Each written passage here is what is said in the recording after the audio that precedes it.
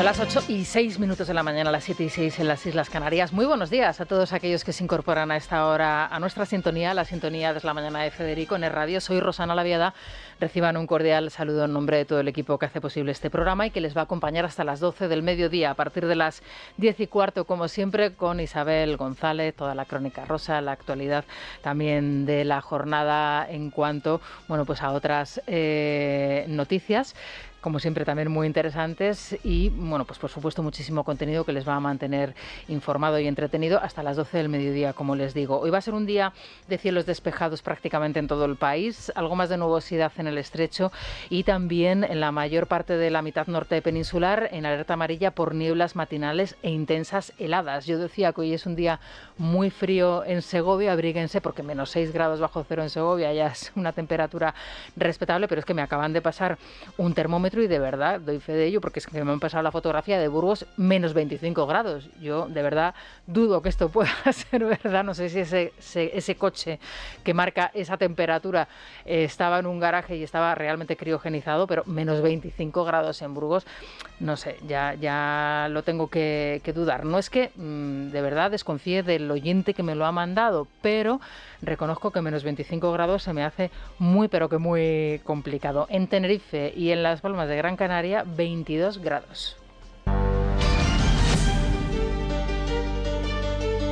En unos instantes vamos a hablar con Santiago González en esa República de los Tontos y espero, porque hoy he leído su columna en el diario El Mundo y no puedo estar más de acuerdo con él al respecto, que comentemos esa información de esa invitación envenenada que ha hecho la Moncloa a Zarzuela para que el rey Felipe VI acuda a la inauguración de esos actos con los que quiere proclamar durante todo el año el presidente del gobierno y recordar el fallecimiento de Franco. Y Santiago González obviamente dice que es una invitación envenenada que el rey debería rechazar.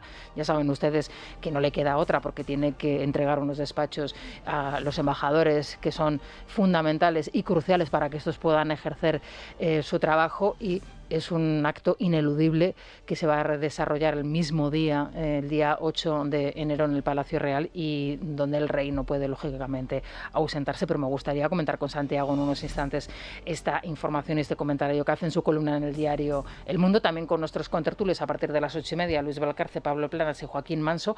Pero hay otra información y es que se cumple ese lustro de la pandemia por el COVID-19.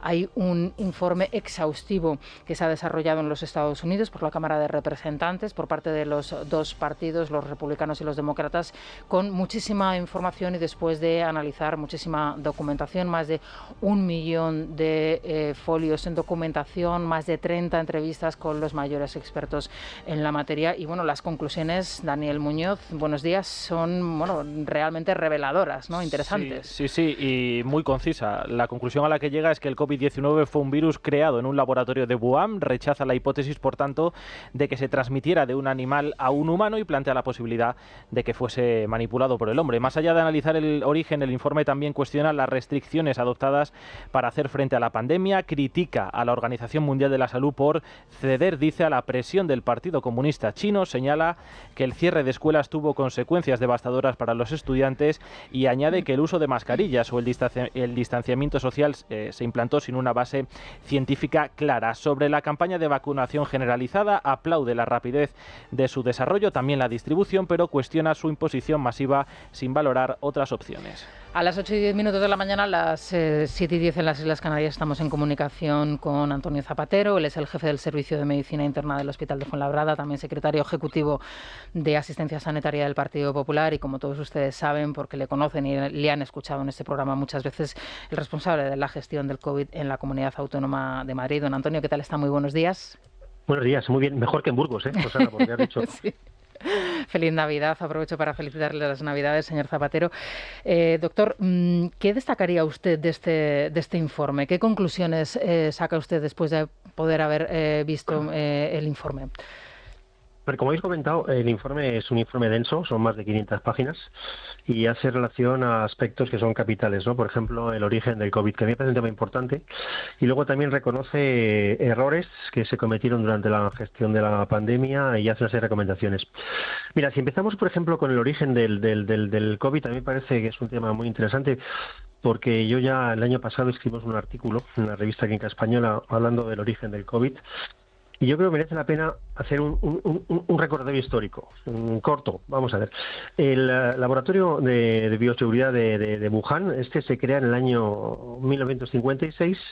En el año 70 se convierte en Instituto de Microbiología de toda la región sur de Francia.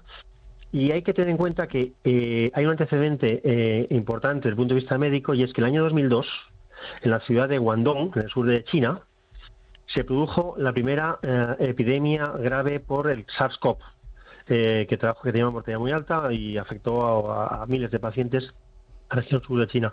En este laboratorio se estaba trabajando intensamente con coronavirus, fundamentalmente, pienso, para la posibilidad de desarrollar vacunas o intentar dar cuenta de lo que había pasado unos años antes. Y en este laboratorio se produce un hecho, desde el punto de vista médico, que es muy trascendente, y es que trabajando, dirigidos por la doctora Shi Zhengli, que es la doctora que es la que dirigía este laboratorio, trabajaron en una cosa que, desde el punto de vista médico, generó alguna preocupación en el mundo científico, y es trabajaban con coronavirus haciendo una cuestión que se llama la ganancia de función. Una técnica que consistía en modificar funciones mediante genética en el virus, que esto podía traer consigo aumentar las habilidades del patógeno para su transmisibilidad, para su letalidad o incluso para superar respuesta inmune a vacunas o medicamentos, ¿no? Había una coincidencia geográfica de que los primeros casos del COVID aparezcan en la ciudad de Wuhan, me hace que piense, y así lo publiqué en el artículo que hicimos el año pasado, que hay una relación causal entre los trabajos que están haciéndose en el laboratorio de Wuhan y el origen del coronavirus. ¿En qué momento cree usted que a los científicos, permítanme que utilice este lenguaje, se le fue el asunto o la investigación de las manos? ¿Hasta qué punto se puede controlar el trabajo que se desarrolla en un laboratorio para que estas cosas no sucedan?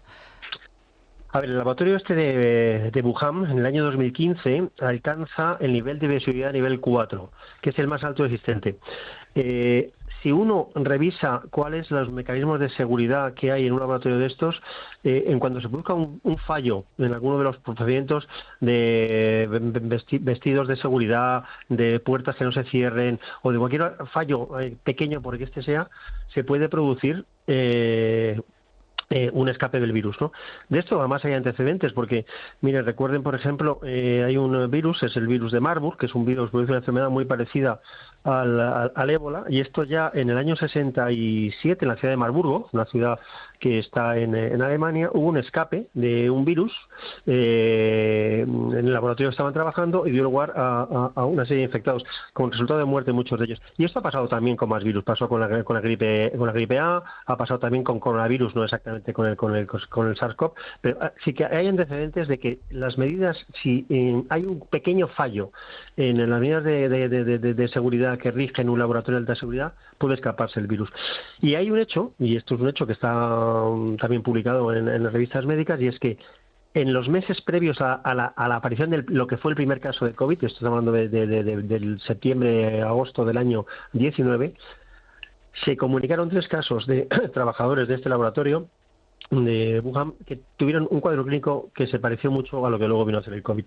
Por tanto, yo creo, y es muy difícil de poder asegurar esto, porque evidentemente la colaboración del gobierno chino ha sido nula, yo creo que probablemente el origen del coronavirus debió estar en un fallo en la seguridad del laboratorio de Wuhan, creo.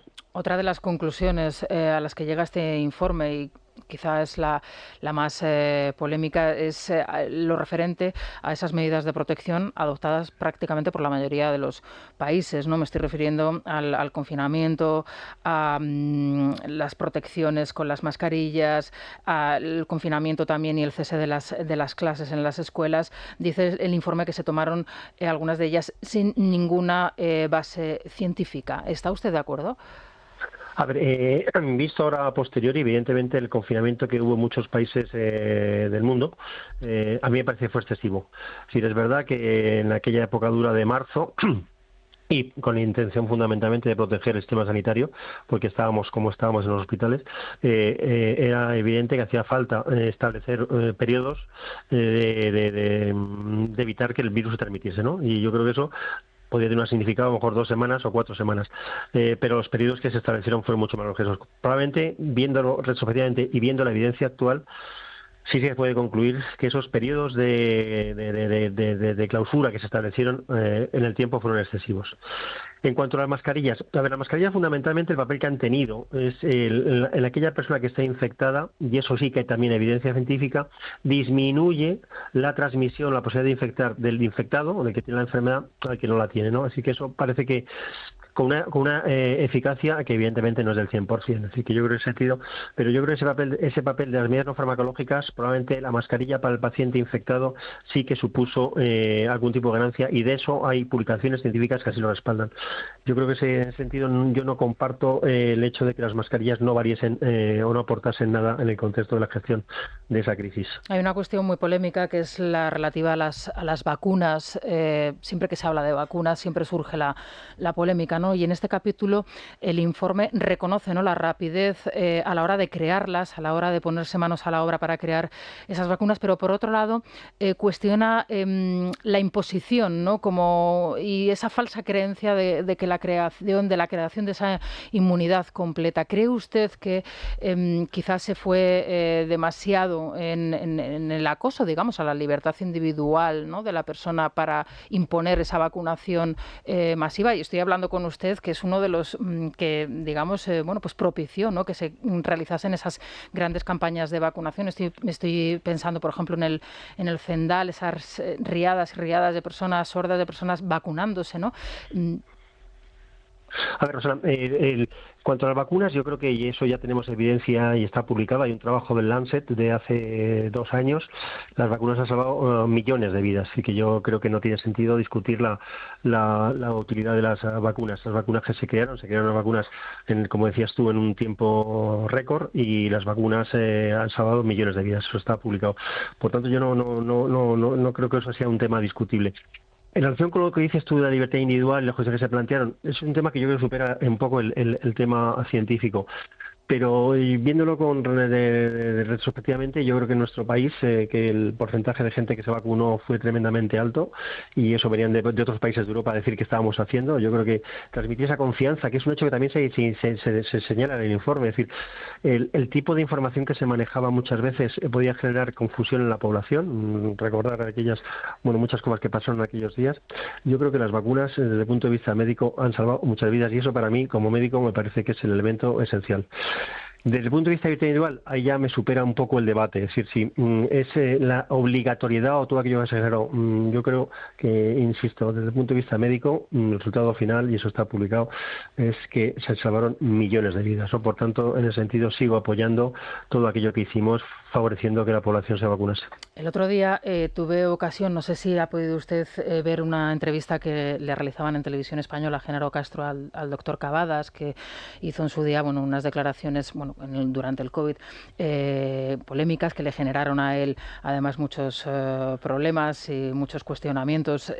Le preguntaban en esa entrevista precisamente por la gestión de España durante el COVID. Él dice que fue un desastre, que a la vista de las cifras que se ven de fallecidos y de afectados, 130.000 fallecidos en nuestro país, la gestión no fue la correcta, pero él concluye que quiere pensar y así hace el esfuerzo diario en que esa situación extrema que se vivió en España ha servido para algo, para aprender determinadas lecciones sobre lo que no se tiene que volver a hacer o cómo se tiene que actuar en este caso. ¿Usted qué piensa que se ha podido aprender de esta situación de crisis absoluta a nivel mundial, pero en concreto en España? ¿Se ha aprendido algo? ¿Cree usted que los que se dedican a gestionar estas situaciones de crisis han aprendido de lo sucedido? A mí me gustaría responderte que sí, pero tengo alguna duda, ¿no? Yo creo que este informe, y además refleja una serie de errores que se cometieron y que yo creo que en nuestro país también son exactamente iguales, ¿no? Es decir, que hubo una falta de preparación inicial, una subestimación de los riesgos, no anticipamos la gravedad de lo que estaba viniendo, ¿no? Y faltaban recursos, no hace falta más recordar cómo estábamos en muchos hospitales, ¿no? Hubo retrasos en la respuesta, la comunicación, que me parece un aspecto fundamental, había mensajes contradictorios, se intentaba minimizar la gravedad, recordar incluso comentarios que se hicieron, aquella manifestación del 8 de marzo, hubo desinformación. Yo creo que hay aspectos que yo espero que hayamos aprendido todos para que no se vuelvan a repetir, ¿no? Hay falta de coordinación, etcétera, ¿no? Por tanto, yo creo que a partir de ahí, ¿qué mensajes deberíamos tener? Bueno, pues fortalecer los sistemas de salud pública, me parece una cosa obvia, ¿no? Es decir, que tener sistemas de alerta que te detecten precozmente que algo está ocurriendo, del tipo que sea. Vamos, ahora mismo yo no quiero generar ningún tipo de nerviosismo, pero estamos con la gripe aviar, el H5N1, ¿no? Y entonces parece ser que el paciente que ha habido ahora se ha diagnosticado en California se ha producido alguna mutación que eso puede favorecer el que pudiera ser transmisible también al ser humano. Por tanto, yo creo que con lo que ha pasado deberíamos estar mucho más preparados para pensar que algo parecido al COVID podría repetirse, ¿no? Por tanto, yo creo que fortalecer sistemas de salud pública, mejorar comunicación, sistemas de información que tienen un margen de mejora muy notable en nuestro país, desarrollar estrategias para emergencias, que yo, pues sinceramente, a fecha de hoy no las tengo vistas. Yo creo que son posibilidades que un Ministerio de Sanidad, 4 años después del COVID o 5 años después, deba ponerse a los mandos para dejarlo claramente establecido, ¿no? Por último, doctor Zapatero, sí que me gustaría destacar, ¿no?, que es verdad que el informe que se ha desarrollado en los Estados Unidos, que se ha elaborado durante 2 años de trabajo, es muy completo, más de 500 páginas. No sé si es inédito, es decir, es el primer informe de estas características que se hace. ¿Le consta a usted que en otros países se esté desarrollando un informe parecido a este? Yo no lo conozco. Es verdad que este es un informe que se ha hecho en el Capitolio por parte de diputados, aunque es verdad que han contribuido científicos y y mucha más gente, ¿no? Pero yo no lo conozco. Pero yo creo que en España se hizo se hizo un documento que quería, pero vamos, no llega al nivel de detalle que llega este informe, ¿no? Yo creo que eso, si queremos evitar que en el futuro vuelvan a pasar cosas parecidas a las que nos pasaron, es fundamental analizar lo que pasó, analizar lo que no hicimos bien y pensar qué es lo que tenemos que desarrollar para que cosas como las que pasaron hace 4 o 5 años no vuelvan a repetirse, o por lo menos minimizar su impacto en la población, ¿no? Tenemos una capacidad de olvido que es asombrosa, ¿no cree? Sí, es cierto. Y además, bueno, como fue una época, una historia de nuestra vida tan absolutamente dura y difícil, es verdad que el ser humano muchas veces pretende olvidar aquello en lo que le hemos pasado mal, pero yo creo que eso es una cuestión que la entiendo desde el punto de vista humano, pero que desde el punto de vista de gestor sanitario creo que lo que hay que hacer es actuar y poner en marcha mecanismos para que esto, si ocurre, que es posible que ocurra, estemos mucho más preparados de lo que estuvimos hace 5 años cuando todo esto empezó. Bueno, pues es un placer, como siempre, hablar con usted, don Antonio Zapatero. Muchísimas gracias por atender nuestra llamada y aprovecho también para felicitarle el año, ya de paso. Igualmente, que tengamos un buen año 2025. Muchas gracias, que así sea. Y nada, muchísimas gracias a vosotros y como siempre un placer. Buen día. Hasta luego, adiós. Y en tu casa lo tienen que saber.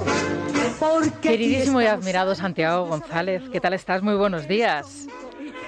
Pues no tan bien como tú, porque eso sería ser muy ambicioso, pero vamos, lo vamos llevando.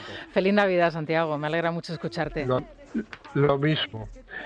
Oye, pues mira, un rasgo destacable del carácter de Pedro Sánchez hace recordar a un personaje de TVO que seguramente tú habrás conocido, el malvado Visiris No Good, que es una transposición fonética de He's No Good, que no es bueno en inglés, cuya máxima aspiración recuerda ser califa en lugar del califa.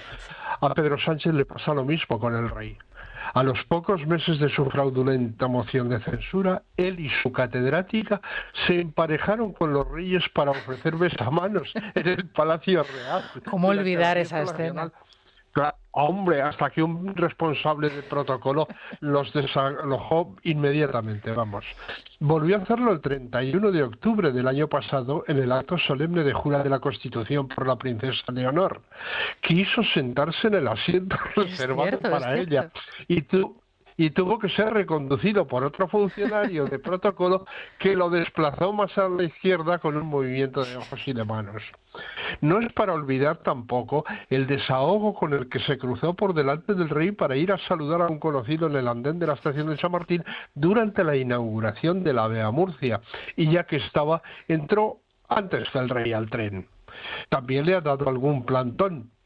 Y el 12 de octubre de 2022 hizo que el jefe del Estado tuviese que esperarle para que lo protegiera del abucheo. Lo último ha sido adelantar su discurso de balance de fin de año al mensaje de Navidad de Felipe VI a los españoles.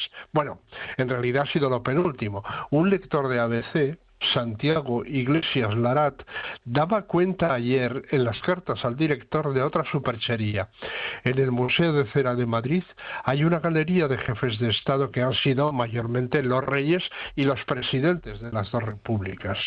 Pues bien, entre ellos, como si fuera un jefe del Estado más, estaba Pedro Sánchez. Él entre sus pares.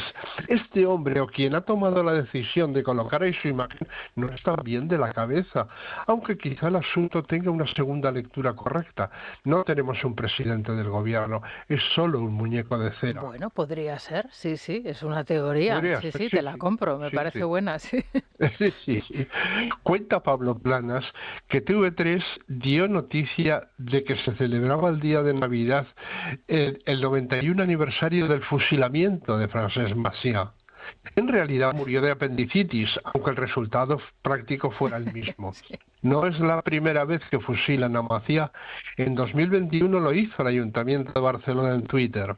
Aquí podemos recordar también la pifia del ministro de Cultura actualmente existente, Ernest Urtasun, que denunció el asesinato por el franquismo del poeta Miguel Hernández, que, como es de dominio público, murió de tuberculosis. El marido de la catedrática y la susodicha, en el registro Begoña Gómez Fernández, se han ido a Cerler a pasar unos días de vacaciones en el Pirineo de Huesca. Allí pasó lo de siempre, que le llamaron de todo menos bonito. Le pasa en todas partes, aunque aquí con un motivo especial.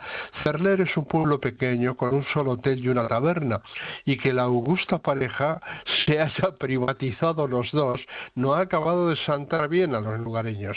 Lo explicaba en X Fátima Martínez. Que se vayan de vacaciones nos parece bien, pero que cierren el hotel y la taberna de Cerler al resto de los ciudadanos para que disfruten el señorito y su santa es demencial. Es que son 400 habitantes en Cerler, que es un pueblecito precioso, pequeñito, pero fíjate, claro, tiene su tabernita ahí en el hotel, en la casona esta donde está. Donde la gente se socializa. Bueno, pues no, está cerrado porque se lo ha privatizado. Sí. Y la calle también, que la calle está tomada por los escoltas. Sí. Froilán I de España daba cuenta de la iusofobia del gobierno, que está alcanzando cotas extraordinarias. 2 ministros atacan a la presidenta madrileña con acusaciones tales como que tiene bailado al son que toca al Tribunal Supremo, esto lo ha dicho Óscar Puente, o que ha montado una cruzada contra los avances civilizatorios, que es cosecha de Óscar López, el insufi, como lo llama Federico. Sí. Y hablando de insufis, uno de mis preferidos es Antonio Papell, que criticaba el discurso de Alberto Núñez Feijóo, muy especialmente su referencia al interés general. De interés general habría sido respaldar la amnistía. Feijóo no tiene principios. Bueno, él ha escrito hubiera por habría, pero en fin, esto es un error muy común entre gente que incluso se dedica a escribir.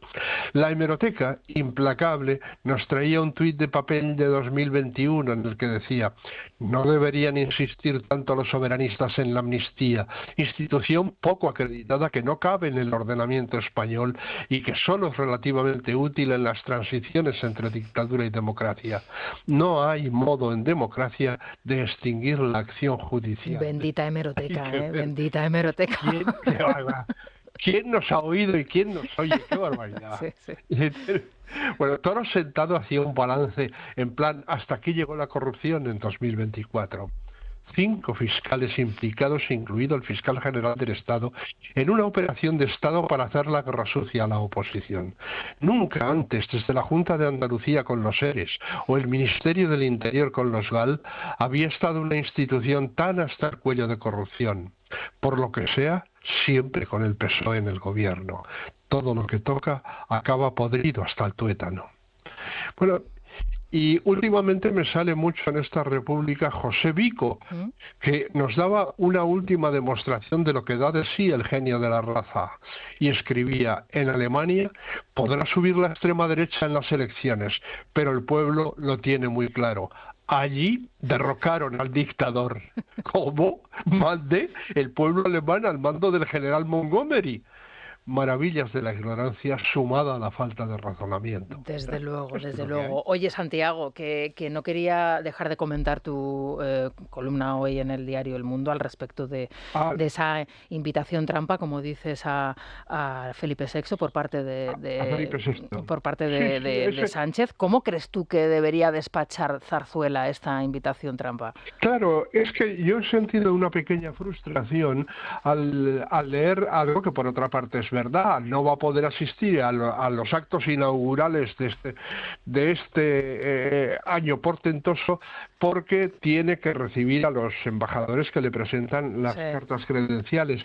Pero esto tiene algo, en fin, de pretexto, de excusa, en fin, que es que debería hacerle ver la Moncloa, y no soy de los que cree que el rey tenga que intervenir en política haciendo pronunciamientos categóricos, no, pero hacerle ver que esa es una iniciativa partidista y no institucional, y que por lo tanto no procede. Pero es que es un disparate. ¿Cómo? Primero, porque es de muy mal nacidos, o sea, convocar actos para festejar una muerte, aunque sea la de un dictador. O sea, lo que hay que hacer, además, la muerte de Franco no dio paso a la democracia. La muerte de Franco a lo que dio paso fue a la exaltación al trono de Juan Carlos I, del padre del actual monarca, que eso sí fue un hecho muy significativo, porque Juan Carlos I, ayudado por Torcuato Fernández Miranda, fueron los que hicieron ese pequeño portento que maravilló al mundo en su día, de la ley a la ley, dentro de la ley, como dijo Torcuato. Y esa es por lo tanto una trampa, una trampa para osos, digo, porque... Claro, lo que sucede, Santiago, es que, discúlpame, claro, estamos hablando de el acto inaugural de más de un centenar de actos que se van a desarrollar durante todo el año, por cierto, el del día 8 en ese museo, el Reina Sofía, que de verdad, o sea, qué pena, ¿verdad?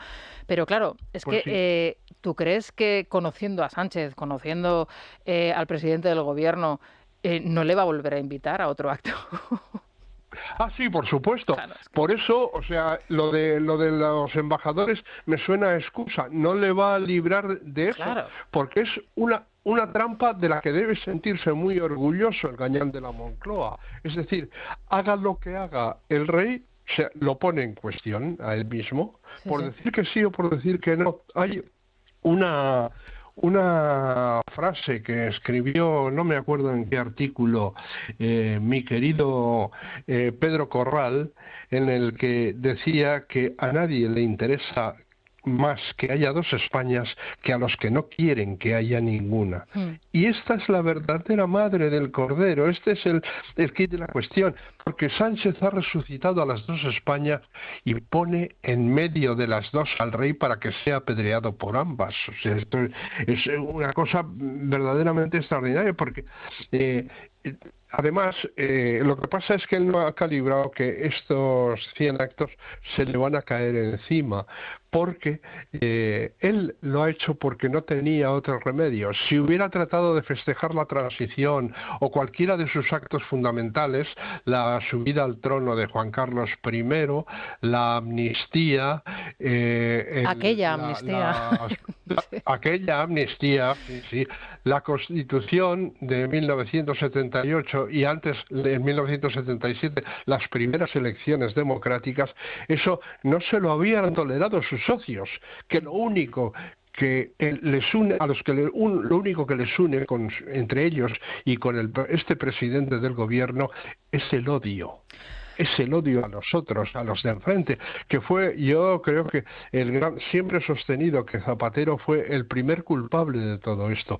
Luego Sánchez lo ha perfeccionado. Sí, yo creo que fue el que descubrió la inquina a la derecha como un aglutinante del nosotros. Zapatero es el creador del monstruo, ¿no? Pero efectivamente es el que puso la semillita, digamos. O sea, no sé.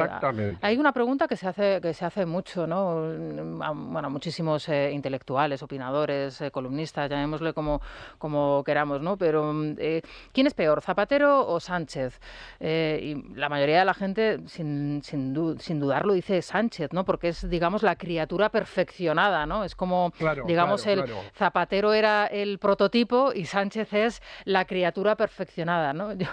Yo me acuerdo... Zapatero fue el inventor. Zapatero fue el inventor y Sánchez es el perfeccionamiento del monstruo. Efectivamente. Bueno, Santiago, que me alegro mucho escucharte. Mañana volvemos otra vez a oírte. Lo mismo yo. Mañana volvemos. Volvemos aquí. Hasta mañana, Santiago. Que pases un buen día. Hasta mañana, que será otro día. Y todavía el mismo año. Sí. Son las 8:40 de la mañana, las 7:40 en las Islas Canarias. Enseguida nos vamos a ir a la tertulia, pero antes, Luis, cuéntanos, a ver qué les podemos comentar a los oyentes para que nos ayuden a hacer el programa y sobre todo escucharles a partir más o menos de las 10 menos cuarto de la mañana, que siempre nos interesa su opinión. Y bueno, aquellas apreciaciones que ellos tienen siempre, que son muy originales y además siempre se fijan en cuestiones o en detalles que nosotros muchas veces no nos damos cuenta de ello. Así es, pues hoy queremos preguntar a los oyentes sobre esas vacaciones del presidente del gobierno esquiando en Cerler. Comentábamos a primera hora ese recibimiento con ciertos abucheos y críticas en un momento en el que Sánchez está acorralado por la corrupción tanto de su ejecutivo como de su entorno personal. Recuerden, la mujer, el hermano, su fiscal general. Bueno, pues hoy queremos saber si creen que lo que está haciendo Sánchez es lo adecuado, si es lícito, si es prudente o al revés, si consideran que aparecer en esa estación de esquí ha sido una auténtica provocación. Todo ello en el teléfono de siempre, que es el 648 91 92 60. ¿Te parece que nos vayamos a la Mutua? Estupendo. Venga, pues vamos a la Mutua.